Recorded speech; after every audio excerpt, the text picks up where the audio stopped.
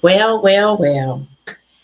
The sports world here in the United States was rocked this week because we have another quote unquote fallen hero in this gentleman named Sherrone Moore, former coach of Michigan football, who was terminated from his job because of an inappropriate relationship with a staff person. And what blew this thing up even bigger was that Mr. Moore allegedly went to the person's home, pushed his way in, told the person that he was going to kill himself and that her blood was going to be on his hands. So, Mr. Moore not only was in an inappropriate relationship from a work standpoint, he was, I haven't said yet, married with 3 children. So it was also adulterous.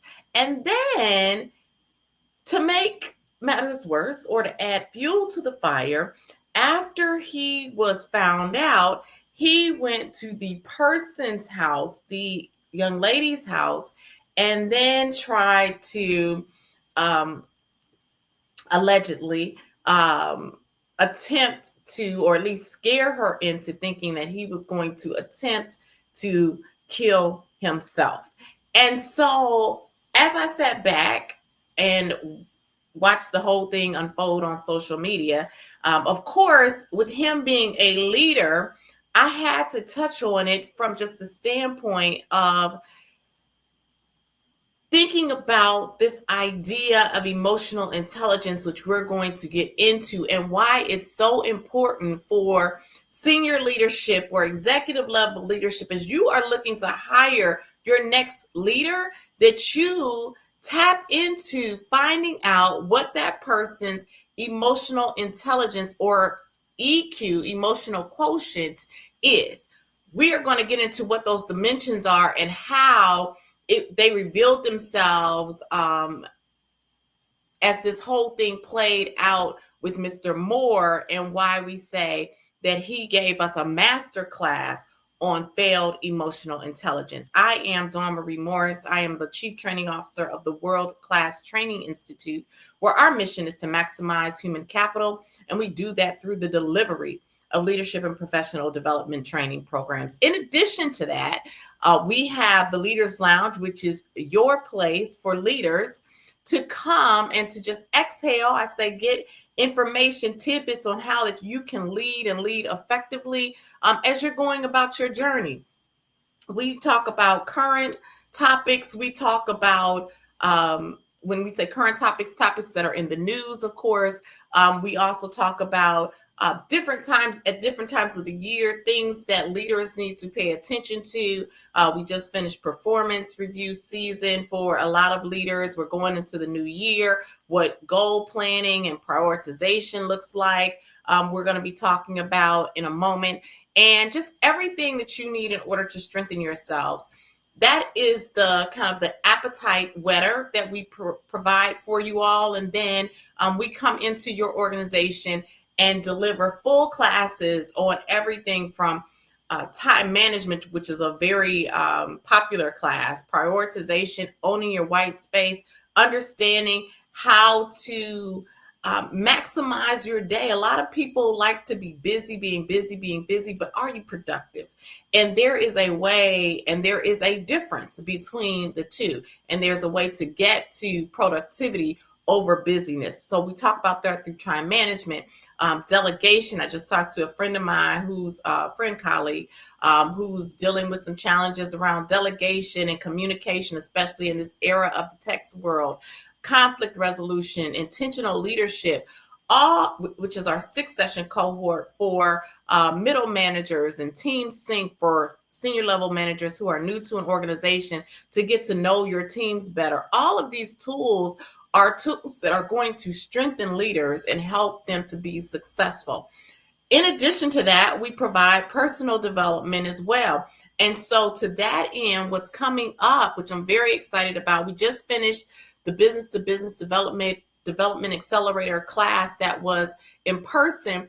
The virtual one is coming up on January the 14th, 2026. So if you were not a part of the in-person session, it is not too late.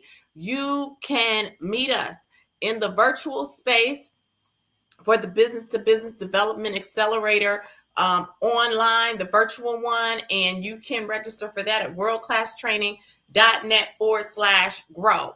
So this is going to be an amazing training class. You want to make sure that you are a part of it, because as you start the year, you want to start the year and you want to make sure that you are focused and that you are ready with all of the tools that you need in order to be successful. So I was just going to share too just a couple of the things. It is a 2-evening event. We start at 6:10, we'll end at 7:50.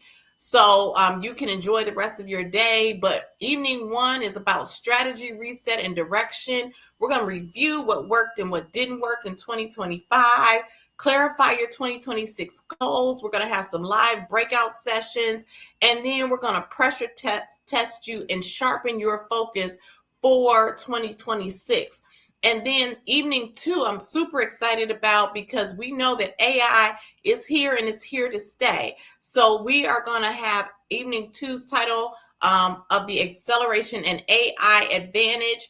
We're going to talk about how to translate your strategy into clear, executable action plan for 2026. Explore how AI can support your planning, decision making, and productivity. And then we will have some interactive demonstrations and collaboration so that you can start really thinking about how AI is going to live and breathe for you in 2026, because I have already started using it beyond ChatGPT.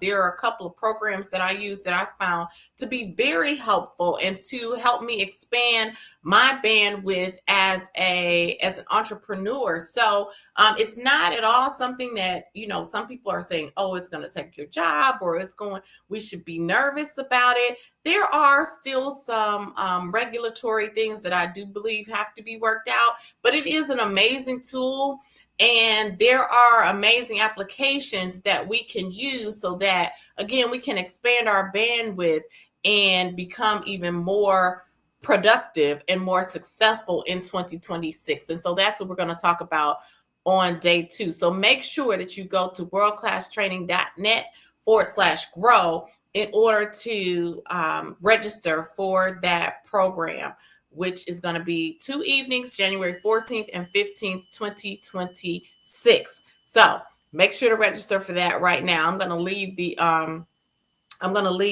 the ticker going so that you all can register at any time throughout the show. All right.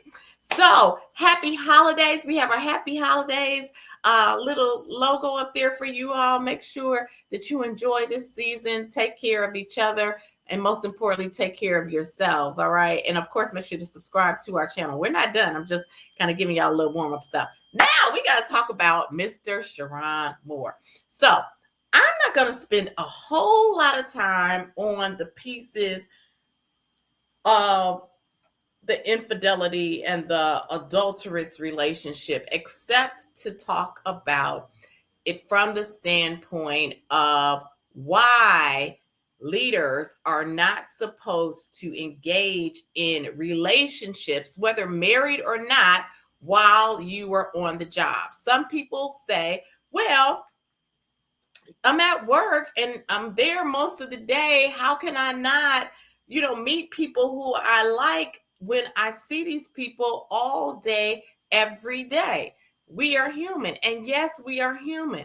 However, when you are in a leadership role, you have a certain decorum that you must adhere to and you must honor.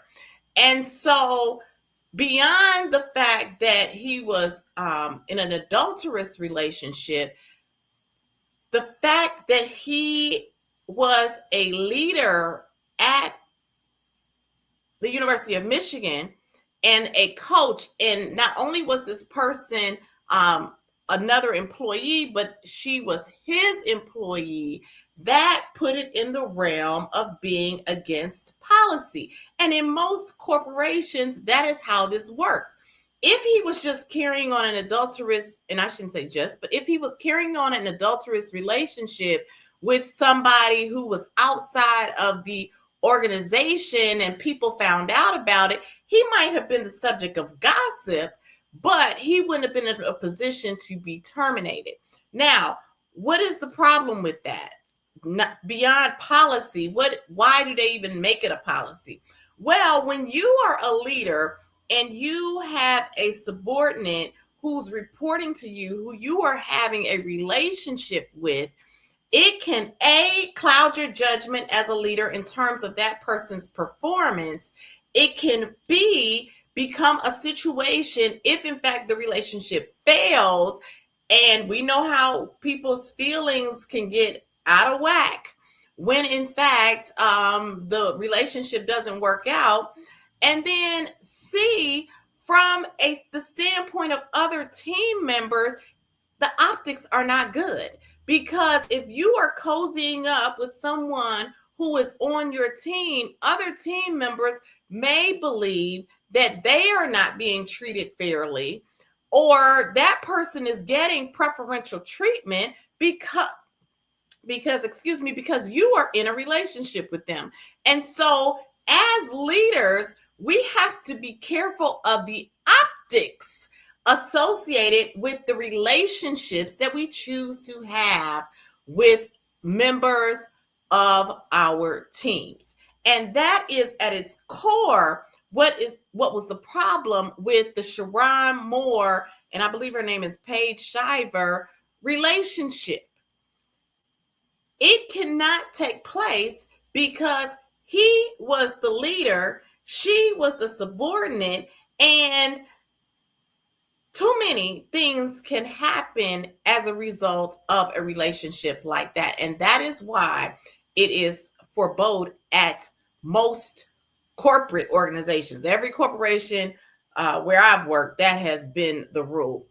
If in fact you decide that, hey, you know what, the feelings are too strong, I'm really liking this person, typically, and again, things could have changed since my last days in corporate America, but typically what we were required to do, and I never had to do this, but this was the rule,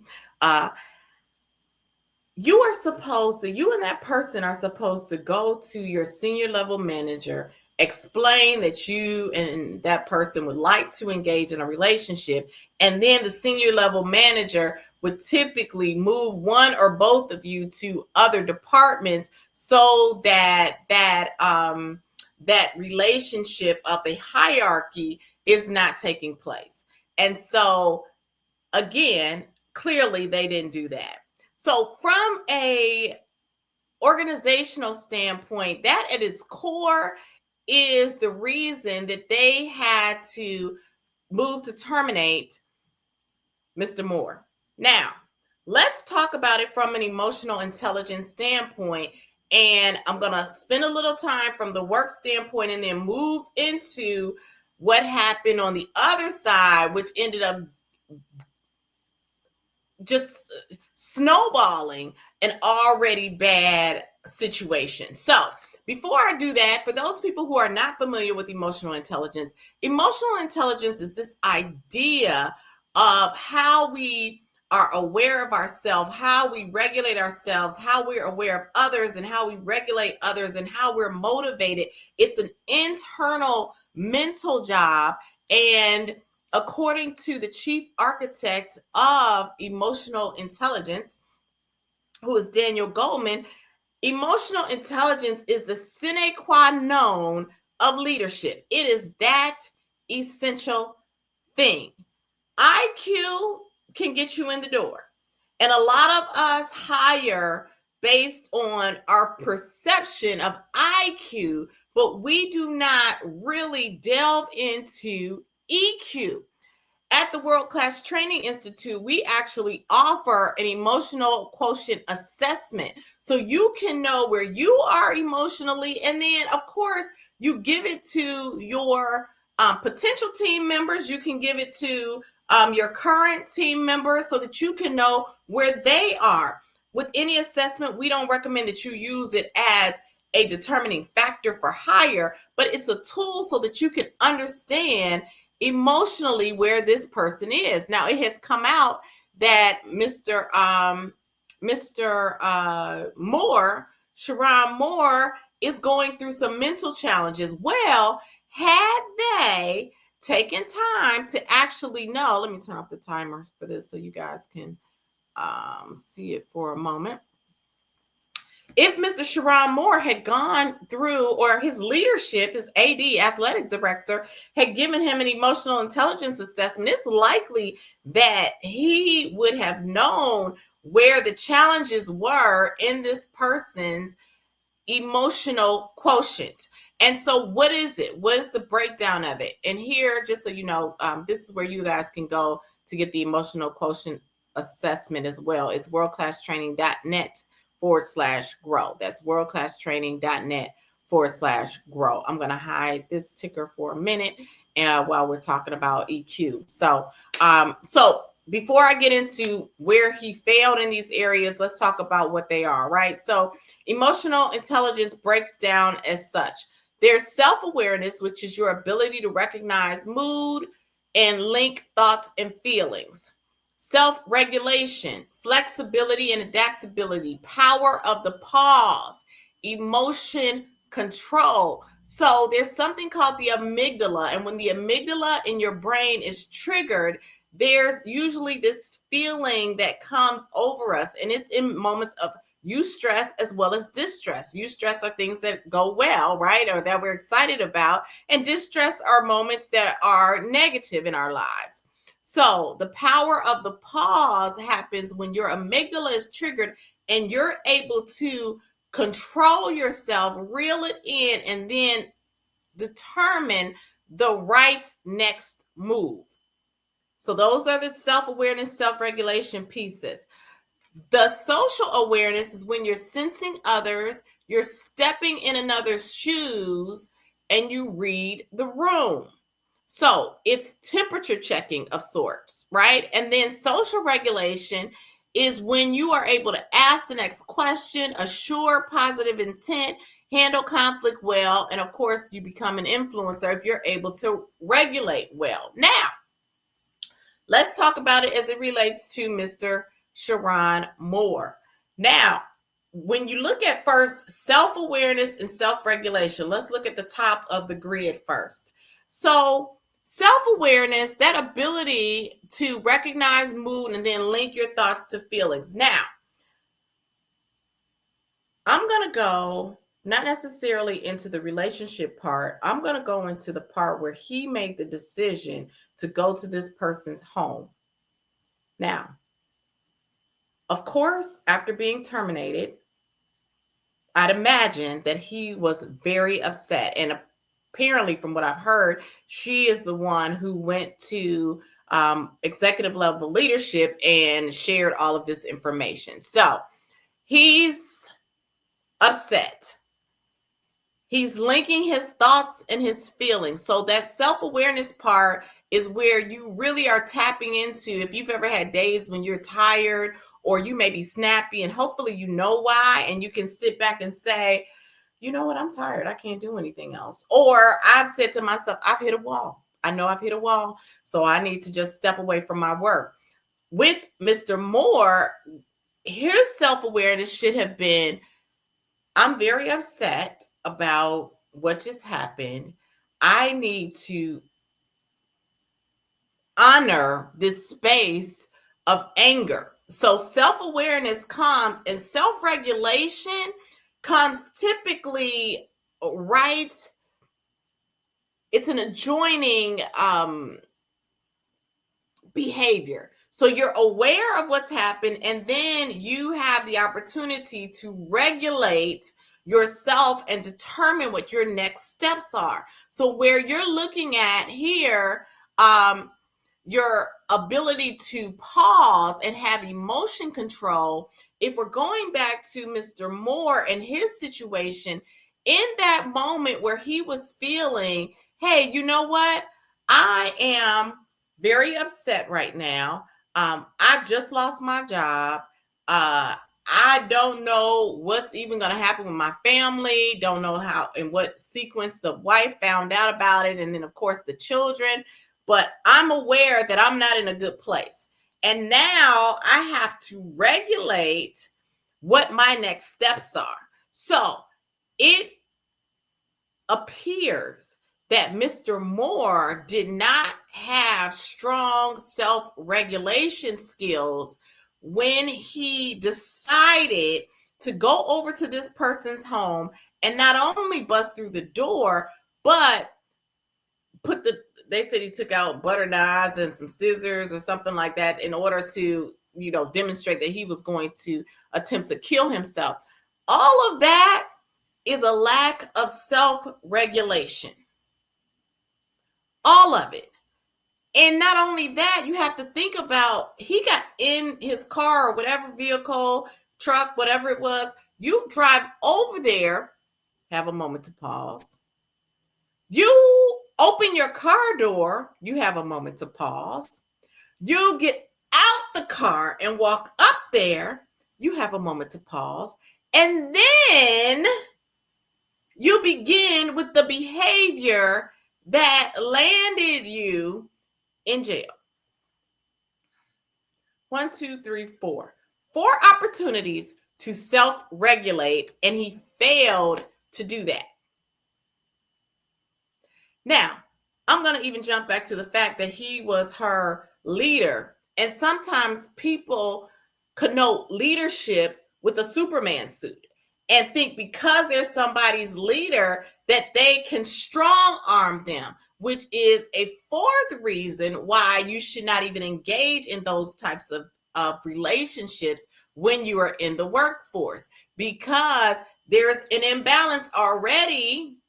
And people who don't really know how to lead well and don't understand that leadership and dictatorship are not synonymous can turn their leadership role into that of a dictator or that of one who is in the position where they're strong arming their employees. So, self-regulation, self-awareness. Clearly, in this particular example, Mr. Moore did not demonstrate good self-regulation. Had he or had his athletic director or whomever were his previous leaders had him take an emotional quotient assessment, they would not have been running around at the last minute saying, oh, he seems like he has a mental health crisis or he's been dealing with mental health issues. You would have known because his EQ score would have demonstrated that this was an area of opportunity or weakness for him. So that's that part. Now let's look at the social part. So in addition to being able to be aware and to regulate self, someone who has good emotional intelligence is able to be aware of and to be able to regulate their interactions with others. So back to Mr. Moore, when he went over to that person's home, or even probably weeks prior, with him or his leadership, because they said they had started looking for people, you've got to pay attention to what people are not saying, right?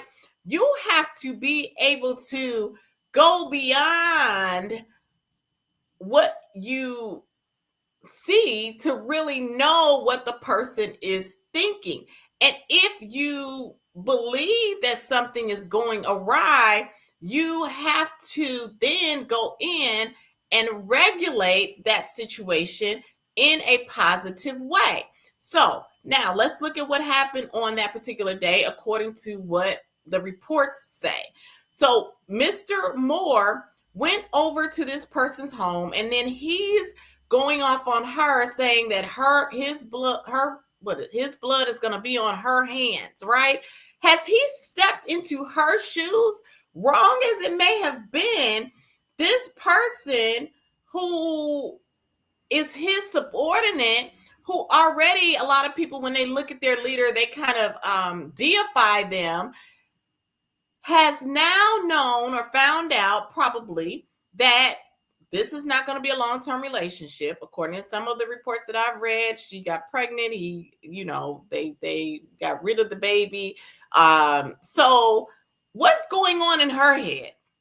What's going on in her head? We don't know what caused the initial breakup, but if he had stepped in her shoes before he decided to go over there, if he had really figured out what are all of the things that could go wrong by me going over here, but if he had thought about, I may have misled her to believe that this was going to be a long-term relationship, and I never had that intention, or maybe he did and changed his mind, then he would not have been so self-serving, what appeared to be self-serving in that moment, by putting in her head that if he kills himself, it's going to be blood on her hands. That showed low social awareness. And then, of course, the social regulation part, handling conflict well, absolutely not. Assuming positive intent, well, that may have been difficult, given the fact that the information that she spilled led to his termination. So he might have thought that she, didn't have positive intentions for him. But when you're both engaged in a relationship that is forbidden. So, again, he's the leader, he's responsible. So you have to handle that conflict well. And then if he had even decided to go over there, you have to ask the right questions. Ask the right questions. Don't assume anything. Don't assume anything. And so by Mr. Moore not regulating well, not demonstrating social awareness, not demonstrating strong social regulation in that moment, we don't know necessarily internally what he was, if he had recognized the mood that he was in, or if he had just snapped, but was he able to link his thoughts and feelings to the right behavior, which again is a part of self-awareness? Not really sure about that, but I'm looking at the things that were actually demonstrated by the moves that he made in that moment. So again, if his athletic director, or if whomever the people were who hired him, had given him an emotional quotient assessment, it likely would have come out that these are some of his areas of weakness in terms of emotion control, which would have heated off this whole situation. And leaders, this is why I tell you often, you want to think about, hey, okay, I want to hire this person, or we like to take care of our muscles when we work out, or we want to run so that our cardio stays strong, but we don't think about what's going on inside. And what's going on inside is the cause of the majority of the conflicts and the majority of the negative things that I see happen in the workplace. So getting an emotional intelligence assessment, getting your emotional quotient is super, super important. And it was definitely highlighted this week as we watched the Sherrone Moore situation play out. Leaders, it's more than a resume. It is more than have they done the work. When you're talking about hiring somebody to go into a leadership role, you need to know, how does this person think, process, and handle situations that can create emotional triggers. It is going to save you a lot of time, a lot of heartache, a lot of headache when you figure out what people's emotional quotient scores are. And of course, we have a training that's related to emotional intelligence where we help you to then be able to unpack some of your emotional weaknesses or areas of opportunity. We help you to get more in touch of when your, as we say, your glass is either cloudy or on red, and how to make better make better choices when that happens. Because when you're working, you don't know what that person is going to send you, but you have to be able to know when it does something to your amygdala so that you can properly move through that situation. And again, if Mr. Moore had participated in something like this, it's likely that either A, he wouldn't have gotten the job, or B, he would have been better able to regulate in that moment. So, masterclass this week on failed emotional intelligence. I don't want y'all to fail on emotional intelligence. So make sure that you get your EQ score. We don't typically even make it available to individuals, but a new one just came out. We're making it available because we think it's so important that people start recognizing what this is and dealing with how to handle it. So worldclasstraining.net/grow. That's worldclasstraining.net/grow. And for the Business to Business Development Accelerator, again, that is coming up January the 14th and 15th, 2 evening events. So excited about this because we want to be ready for the year. We want to be ready for the year. Enjoy the holidays. Happy holidays. Even if you've written your goals down, come to the accelerator, because again, we're going to review and refine and make sure that we are ready and positioned to maximize ourselves in 2026. Let's accelerate in 2026. So make sure to go to, again, worldclasstraining.net/grow. Both of them are on our grow page. So the EQ assessment and the business to business development accelerator. And then finally, one more thing, my book, which is Unpacking Agape, the 7 Languages of Intentional Leadership, is of course out. It is 7 behaviors for how to lead yourselves based on the principles of agape or servant leadership. So be sure to pick that up as well at worldclasstraining.net/agape. That's worldclasstraining.agape. Oh my goodness. I just took myself out for a second, but I'm back. So, guys, ladies, gentlemen, go easy this season on yourselves. Go easy on others. Don't let the stress get to you. If you're feeling stressful, make sure that you are aware of that, and then you regulate yourselves. And before the year, especially if you're going into a leadership position, know where you are emotionally with the emotional quotient assessment. You will not regret it. worldclasstraining.net/grow. That's worldclasstraining.net/grow. And of course, register for the B2B Development Accelerator at worldclasstraining.net/grow as well. And finally, at the World Class Training Institute, always remember that when you are better, we are absolutely better. Take care.